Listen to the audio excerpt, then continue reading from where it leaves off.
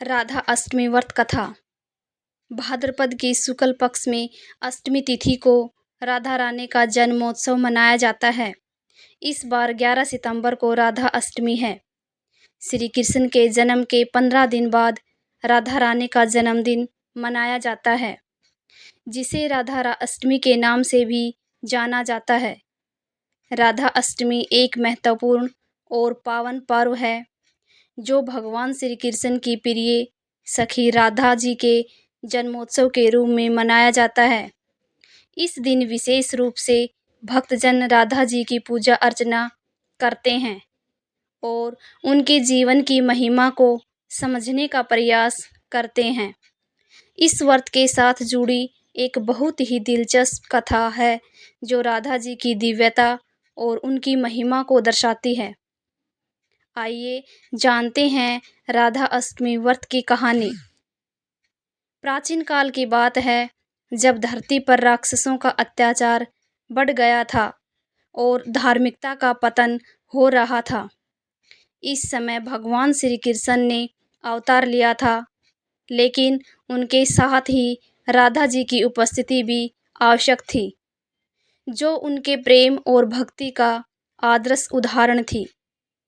राधा जी का जन्म यदुवंश में हुआ था। उनकी माता पिता राजा वृषभानु और रानी कीर्ति बहुत ही धर्मपरायण और धार्मिक व्यक्तित्व के मालिक थे। राधा जी के जन्म के समय एक अद्वितीय चमत्कार हुआ। जैसे ही राधा जी ने जन्म लिया, उनके आसपास एक दिव्य प्रकाश फैल गया। इस दिव्य प्रकाश ने धरती को राक्षसों और पापों से मुक्त करने का संकेत दिया।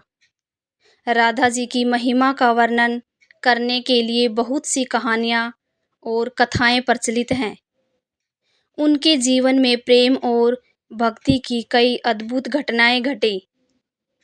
वे भगवान श्री कृष्ण की प्रिय सखी थी और उनकी भक्ति की गहराई ने सभी भक्तों को मंत्रमुग्ध कर दिया। राधा जी के प्रेम और भक्ति ने श्री कृष्ण को भी प्रेरित किया। राधा जी ने हमेशा कृष्ण के साथ गहराई से जुड़े रहने और उनकी सेवा करने का प्रयास किया।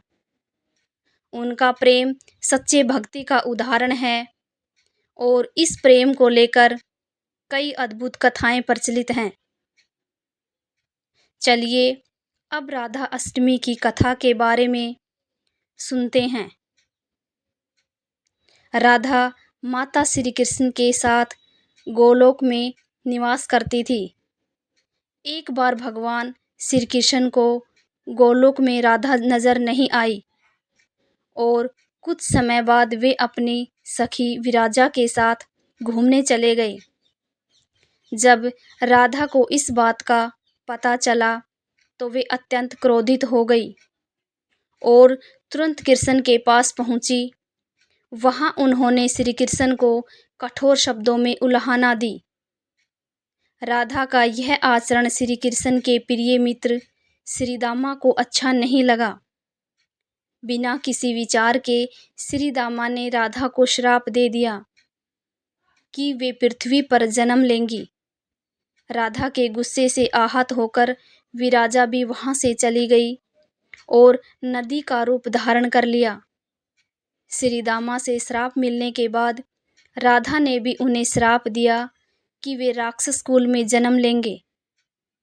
इसी श्राप के परिणाम स्वरूप श्री दामा का जन्म शंखचूड़ दानव के रूप में हुआ, जो आगे चलकर भगवान विष्णु का महान भक्त बना। दूसरी ओर राधा ने पृथ्वी पर वृषभानु जी के घर पुत्री के रूप में अवतार लिया। राधा का जन्म वृषभानु जी के घर तो हुआ, लेकिन देवी कीर्ति के गर्भ से नहीं। जब राधा और श्री दामा ने एक दूसरे को श्राप दिया, तब भगवान श्री कृष्ण ने कहा था कि राधा को वृषभानु और देवी कीर्ति की पुत्री बनकर पृथ्वी पर रहना होगा। मनुष्य योनि में आपके विवाह का संबंध एक वैश्य से होगा, जो मेरे ही अंश का अवतार होगा। इस प्रकार आप पृथ्वी पर भी मेरी ही संगिनी रहेंगी, लेकिन हमें पृथ्वी पर अलग होने का दुख सहना होगा।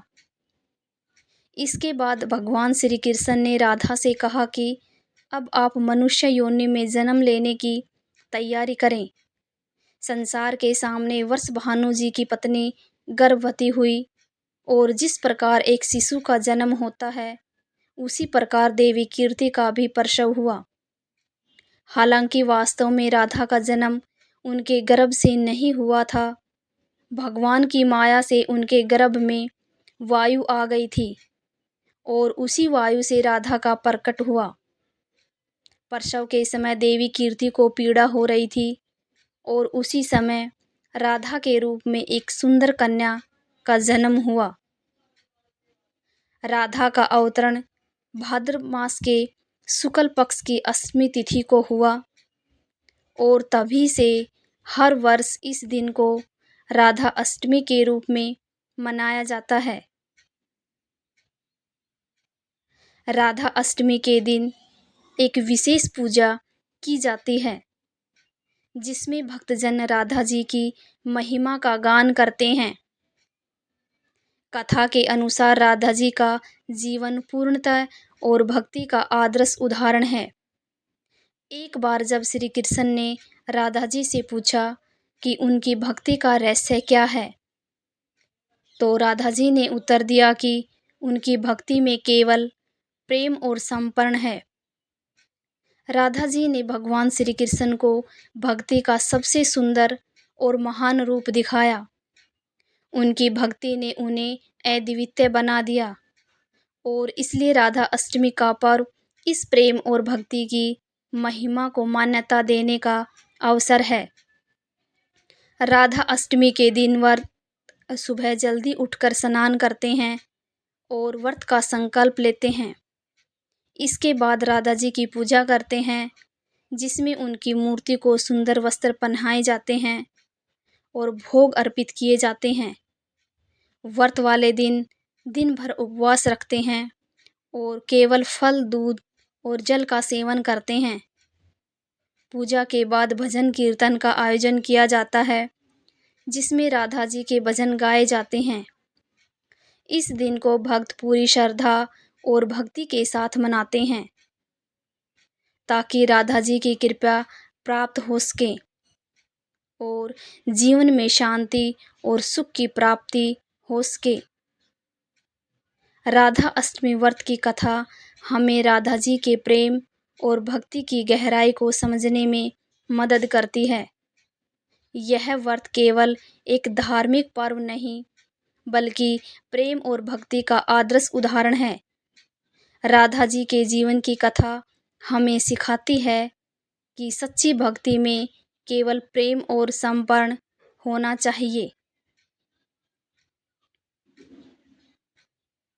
जय राधा कृष्णा। कहानी को अंत तक सुनने के लिए आप सभी का बहुत बहुत धन्यवाद। आशा करती हूँ कि आपको ये कहानी पसंद आई होगी। अगर आपको ये कहानी पसंद आई है तो चैनल को सब्सक्राइब करना, वीडियो को लाइक करना और ज़्यादा से ज़्यादा शेयर करना। धन्यवाद दोस्तों।